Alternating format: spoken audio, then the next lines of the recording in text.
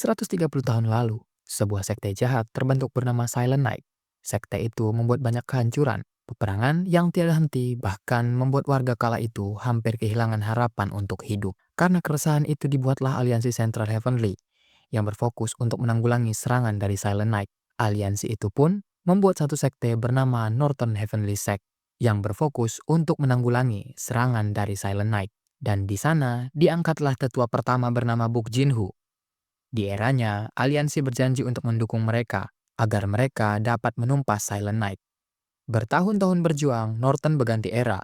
Di era sekarang, Norton berpindah era di tetua keempatnya, bernama Jin Kuan-hu, yang sebagai tetua kini harus mempertahankan kejayaan itu, terutama dari sisa-sisa Silent Knight yang masih bertahan. Di Norton, Jin Kuan disebut sebagai Norton Wall karena kemampuannya untuk mempertahankan Norton dari kehancuran. Ia bersama 4 pilar kepercayaannya, Demon First, bernama John Chen-hu, Tempest Storm, Quan Musang, Curse Ghostblade Yon Chanwa, dan Rule of Iron Blood yang bernama Jack Husim. Bersama-sama, mereka tetap berjuang mempertahankan Norton dan menumpas Silent Knight. Namun, suatu hari, tembok kebanggaan Norton runtuh di depan mata anaknya sendiri. Anak itu bernama Jin Muwon. Aliansi Murim, The Nine Skies mengkhianati Jin Quan. Bahkan orang kepercayaan Jin Quan pun berpaling darinya dan memilih untuk berpihak pada aliansi. Jin Quan dituduh membelot dan diminta untuk membubarkan sekte Norton. Dipenuhi rasa kekecewaan. Di depan Seo Munwa, sang Seeker of Knowledge, yang sangat jenius dan para aliansi, bahkan pilarnya yang setia, menuduh Jin Quan berkhianat dan berpihak pada Silent Knight. Dalam kejadian itu, Jin Quan bertanya-tanya, kenapa kejadian itu bisa terjadi kepadanya? Terutama dia telah dikhianati oleh orang-orang kepercayaannya. Jin Quan berpikir kalau dia seorang diri bisa bertahan.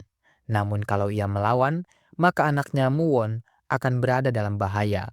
Jadi, di situasi itu, Jin Quan memutuskan untuk menyerah, membubarkan sekte Norton, dan mengeluarkan aura membunuh ke sekitarnya, mengintimidasi semua orang agar mereka tidak menyentuh anaknya ketika dia meninggal.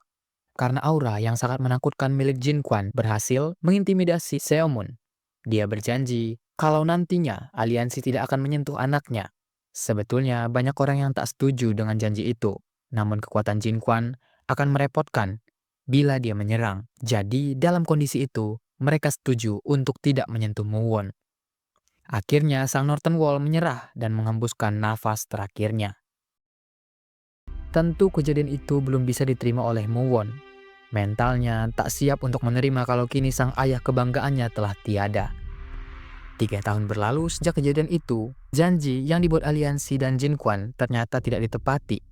Setelah kepergian sang ayah, semua harta benda di sekte itu dijarah dan penjaga yang seharusnya menjaga Muwon malah berusaha untuk mencari tahu seni bela diri Norton dan malah melukai Muwon. Jauh sebelum itu, satu kelompok kecil dikirim oleh Nine Skies. Kelompok itu dimaksudkan untuk mengawasi Muwon sebagai pewaris terakhir sekte Norton, sekaligus untuk memastikannya untuk tidak belajar ilmu bela diri. Namun sesampainya kelompok itu di sana, kapten bernama Paisan kebingungan melihat keadaan sekte yang diawasinya itu. Hal yang sama juga dirasakan sang wakil kapten bernama Su Musang. Kedatangan mereka tentu tidak dihiraukan Muwon, karena sekte itu dianggapnya sudah tak memiliki apa-apa. Terlebih setelah kepergian ayahnya, seluruh buku ilmu bela diri telah diambil oleh keempat pilar yang mengkhianati ayahnya dan meninggalkan Muwon seorang diri serta menyendiri di tempat itu. Kesendirian dan bayang-bayang kematian ayahnya, serta pengkhianatan yang terjadi masih menjadi bayang-bayang Muwon. Ketakutan itu terus menghantuinya ke dalam tidurnya. Walau begitu, Muwon tetap menjalani kesehariannya tanpa mengeluh. Ia berkeliling melihat tembok di sekte itu, menempa untuk mengisi waktunya, dan di sore hari, Muwon pergi ke atas menara yang paling tinggi di sana, menatap semuanya dari ketinggian menara itu. Ia bertahan tetap menjadi lemah dan tak memperlihatkan keahliannya karena dia sadar kalau dia terus diawasi oleh orang-orang yang dikirim oleh Nine Skies. Lambat laun para penjaga itu yang harusnya mengawasi Muwon mulai tamak dan menyiksanya. Paisan meminta ilmu bela diri rahasia dari Norton yang selama ini disembunyikan.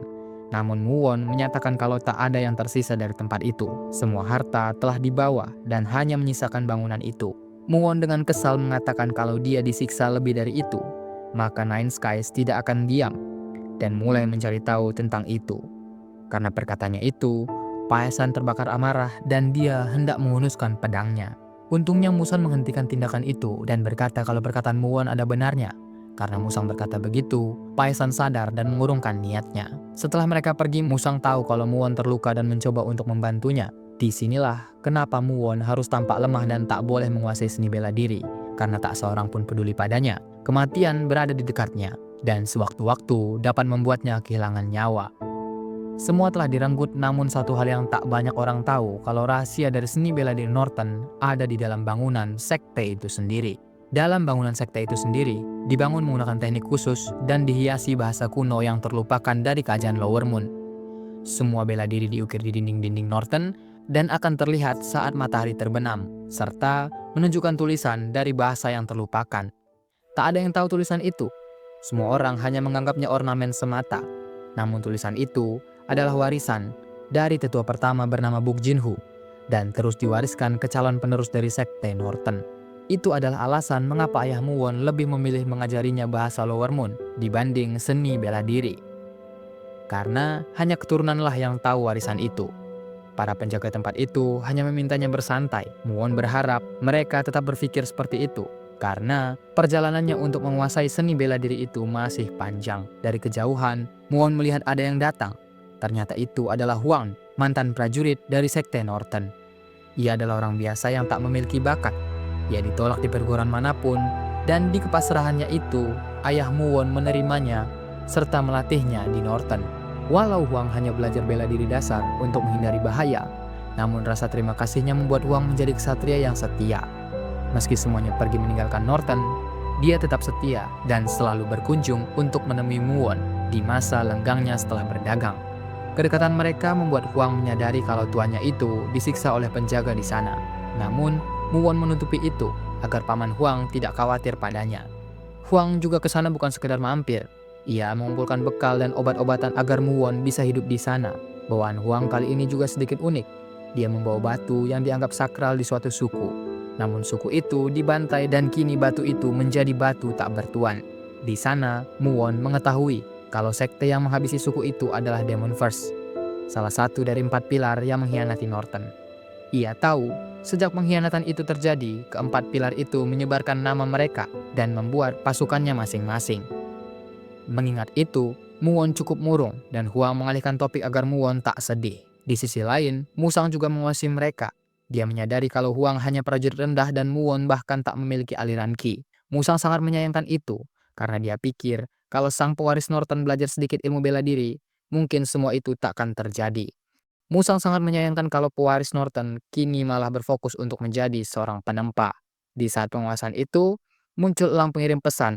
Dalam pesan itu mengatakan kalau Norton akan kehadiran tamu kehormatan. Di situ, Paisan sebagai ketua sangat marah karena kabar itu membuat mereka harus memperbaiki salah satu bangunan di sana untuk menyambut tamu. Di sisi lain, Huang dan Muwon mulai berbagi cerita, terutama Muwon yang ingin tahu kabar dunia sekarang ini. Huang menjelaskan bahwa baru-baru ini, anak dari salah satu petinggi Nine Skies, Dam Jeoksim, bernama Dam Socheon, menjadi buah bibir karena mengembara sambil menantang orang-orang kuat. Kini, dia menang 93 kali berturut-turut, dan masyarakat Muri menyebutnya sang penantang 100. Setelah bertukar cerita tentang banyak hal, Huang memutuskan untuk pergi, dan akan datang lagi setelah musim dingin selesai. Jadi Muwon mengantarnya pergi. Setelah Huang pergi, Musang datang menghampirinya untuk memberikannya kabar perihal tamu yang akan datang dari aliansi Heavenly Central, dan mereka berniat memperbaiki salah satu bangunan di sana. Tapi sikap Muwon tidak peduli dan malah pergi dari sana. Sekembalinya dia ke tempat tinggalnya, dia melihat sebuah jejak. Muwon terlambat menyadari dan akhirnya malah diancam oleh orang misterius. Dia bertanya pada Muwon, tapi tiba-tiba orang itu terjatuh dan tak sadarkan diri. Muwon menyadari kalau ia adalah seorang wanita yang sedang mengalami luka parah. Melihat perempuan itu terluka, Muwon mengira dia adalah kriminal. Ia coba mengecek apakah perempuan itu masih hidup atau tidak. Melihat keadaannya masih bernapas, Muwon bergegas membawanya ke tempat tidurnya. Ternyata perempuan itu terkena racun yang sangat parah. Muwon teringat pil penyembuh terakhir yang diberikan Huang padanya. Awalnya dia agak ragu untuk menggunakannya pada orang asing, namun Muwon memilih untuk menggunakan obat itu pada perempuan itu. Meski dalam hati Muwon bertanya-tanya, siapa perempuan itu? Muwon heran karena akhir-akhir ini tamu terus saja berdatangan ke tempatnya. Beberapa hari berlalu dan perempuan itu tersadar. Dia cukup kaget karena mengetahui kondisinya yang telah terobati. Sadar-sadar dia melihat Muwon dan teringat kalau Muwon adalah pewaris Norton saat itu. Perempuan itu penasaran kenapa Muwon malah membantunya. Di situ perempuan itu bertanya kepada Muwon. Dan dia menjawab dengan dingin kalau dia tidak mau kalau ada mayat manusia ada di tempatnya, sambil menaruh makan untuk perempuan itu. Perempuan itu merasa kalau Muwon tidak jahat dan hanya ingin berbuat baik. Dia meminta untuk tinggal di situ hingga ia sembuh. Tampak Muwon tak masalah dengan itu dan menanyakan namanya. Perempuan itu cukup aneh karena awalnya tak mau memberikan namanya. Namun setelah Muwon memarahinya karena perempuan itu sudah sangat merepotkan, akhirnya dia memberitahu namanya dan perempuan itu bernama Eun Ha-sol. Setelah itu Muwon menjelaskan letak pakaian dan makanan dan berencana untuk pergi dari sana. Di samping itu, Eun Ha merasa kalau Muwon sangat aneh karena mau menolong orang asing seperti dirinya. Muwon merenung dan berpikir siapa gadis misterius itu. Karena dilihat dari lukanya yang tak biasa, itu berarti gadis itu bukan orang sembarangan. Namun, entah karena kesepian, kelihatannya Muwon tertarik dengan gadis itu. Acara kedatangan tamu dari Aliansi Center Heavenly semakin dekat. Para penjaga kini disibukkan dengan pembangunan gedung untuk menyambut tamu-tamu. Terlebih Musang yang terlihat sangat sibuk. Berbeda dengan ketua kelompok itu yang tampak bersantai menikmati kehidupannya. Sementara Muwon tak melihat Eunha keluar dari rumahnya selama 3 hari. Dan itu membuat Muwon cukup khawatir akan itu. Di sisi lain, Eunha sedang berfokus dalam pemulihannya. Karena obat yang diberikan Muwon efeknya akan segera habis. Eunha memusatkan konsentrasi untuk menekan racun di tubuhnya. Tapi ia malah gagal dan racun itu menggerogoti tubuhnya. Di saat seperti itu muncul orang misterius berjubah hitam yang entah dari mana mendekati Eunha.